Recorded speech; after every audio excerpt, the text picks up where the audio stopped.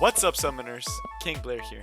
Today we're gonna be looking at the top 5 wombo combo duos, so units that just pair so well together and just do so well together. So if you like the video, make sure you like, subscribe, and join the Discord server. Biggest one being subscribe. We want to keep the channel growing. We want to keep doing a lot more stuff, so make sure you click that subscribe button. Also, if you would like to help the channel financially, consider becoming a member by clicking the button. Both the join button is below, as well as the Discord is in the descriptions. Right, enough about the channel. Let's actually go to what you came here for. So this is not going to be like a lore ship. You know, it's not gonna be like, you know, Cerise Pavel kind of ship. We're talking about peanut butter and jelly bread and butter for Epic 7 gameplay. So there are gonna be a couple of PvE ones as well as PvP ones, and these are just units that they may be strong on their own, but when they're put together, they ascend to a whole different level of just craziness. So hopefully you guys like this list and maybe try some of these combos out yourself, because they are very, very, very fun. So honorable mention is actually going to be a PvE one. This one's just a really good combo, but it's one of those things that's like, there's still other ways to work around it. But it's going to be no other than Kiris and Dizzy. So this is kind of to show you guys an example. So I'll put the picture of Dizzy so I can see that duo together. But Kiris and Dizzy is an honorable mention. They are extremely good in Abyss. For what they do, no other combo can do what these two do together. Dizzy's ability to extend the debuffs with S2 is insane. The ability to also do an S3 that lowers the damage that the boss can do to your Kiris is just invaluable. So it's a very good pair up, and this is kind of what we're thinking about. Kiris is really good at stacking poison, but with Dizzy, it's just a whole different kind of poison. We're talking like 3-turn poisons. Plus, because I don't know, like, depending how fast you cycle your Dizzy. So it's insane. You kind of get the idea. Dizzy just complements Kiris really well. So now let's look at the first one. At the number 5, we have Elena and a Tywin. So if y'all didn't know, Elena plus a Tywin is pretty nasty duo. They are both amazing units on their own, right? Ambitious Tywin being a top tier on his own, and Elena being a really good counter cleave. But when you put those two things together, now you're talking broken. So the big thing on how this duo works and how the combo works, essentially Elena is able to cut in with her S2, and because of a Tywin removing buffs, they now can't just use Bazaar to counter your Elena. So it makes it really, really hard for the opponent to actually counter your Elena properly, because Bazaar is one of the better counters to Elena in arena defense. But when there's an a Tywin there, that's no longer the case, especially if you have a really fast Elena, which gives you the opportunity to actually cut in between a cleave, which is so amazing. It's so powerful.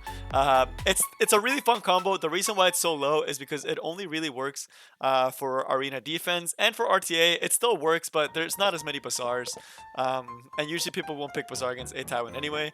So it's one of those things that you can still use, but it's a little bit weaker and doesn't see as much play as the other ones. So I had to switch the music there for a second. That was kind of interesting. But all right, now on to the next duo. So at the number 4, we have none other than Athletica and Seedom. Y'all should have seen this one coming. It's just, they're such a good combo together. That you can't deny what they do when they are together. Athletica is an amazing unit for cleaving, right? For what she does for cleave, it's one of the best cleave units. But when she's paired up with the Seedom, it just makes everything so much worse. Why? Some of Athletica's only counters are actually going to be units such as General Purgus, Idol's Cheer, Emil Haste, and of course, for tankier teams, kind of like those pesky Rello lights that can just tank your damage, and then you can't do much about it. Well, Seedom is there to complement that. These two together are insane. The combination of Seedom's passive pushing her up every time you crit, along with Athletica's S2, makes it so you can have a pretty slow Seedom that will almost never get cut into, allowing you to take out a unit right out of the bat and set up so well with Athletica and essentially negate a lot of Athletica's counters. So again, extremely, extremely, extremely good combo for Cleave teams. These two together are just kind of insane and for what they do. If you have the Cleave team, you guys know that Athletica Sedum are just like they're best friends. So now you might be wondering, these two are a pretty good pair up, right? By themselves, they still do good. By themselves, they're still very powerful, but when together, it's just like good luck, right? So who could be the upper three that are just so freaking good? So now, coming up next, at the number 3, we have none other than FCC T-Surin. Y'all, you guys are probably tired of seeing these units. You guys are probably like, they are always in every single arena defense I have to go against. And it's true. Why?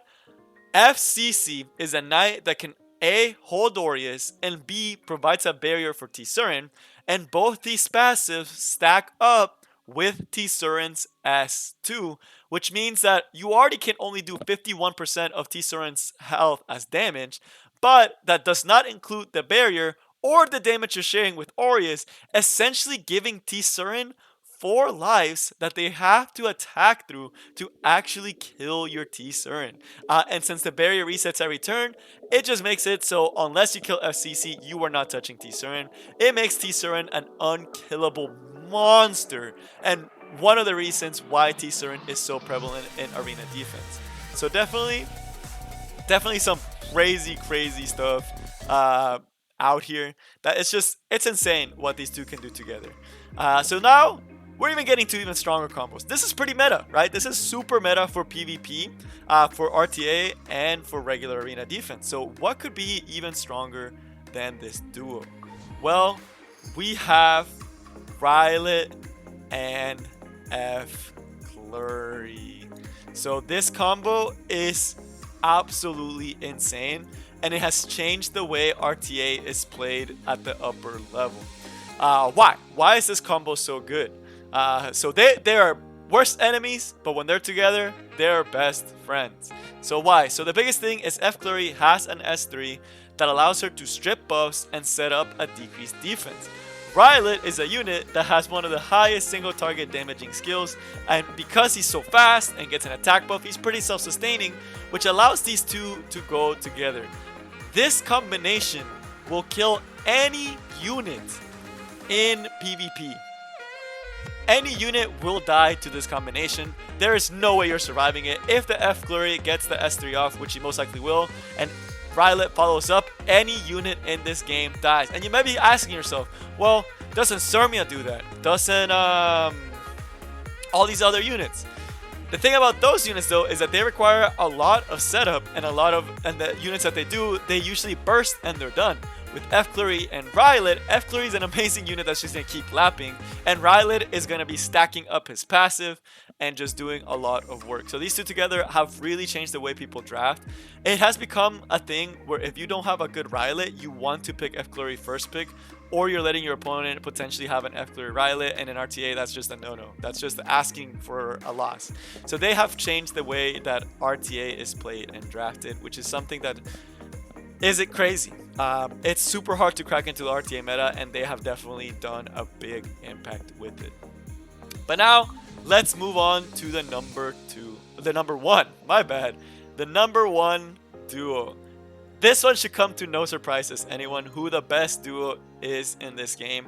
They just ascend to a whole different level when they are together, and that is going to be Tamarine and Iseria.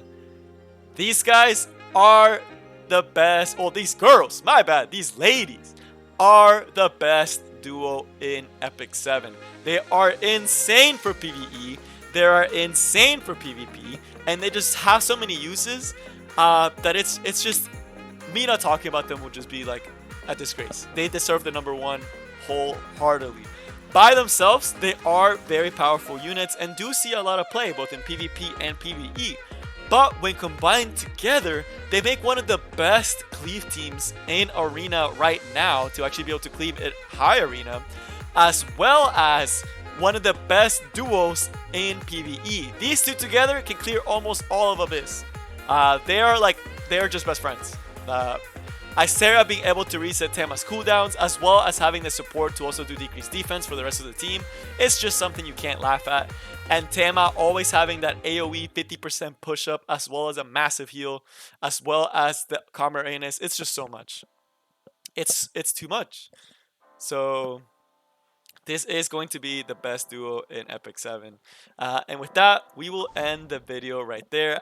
Let me know in the comments what duo you think should have made it, or if you disagree with the order of the list. But that is all I have for you guys today, and I will see y'all next time. Peace.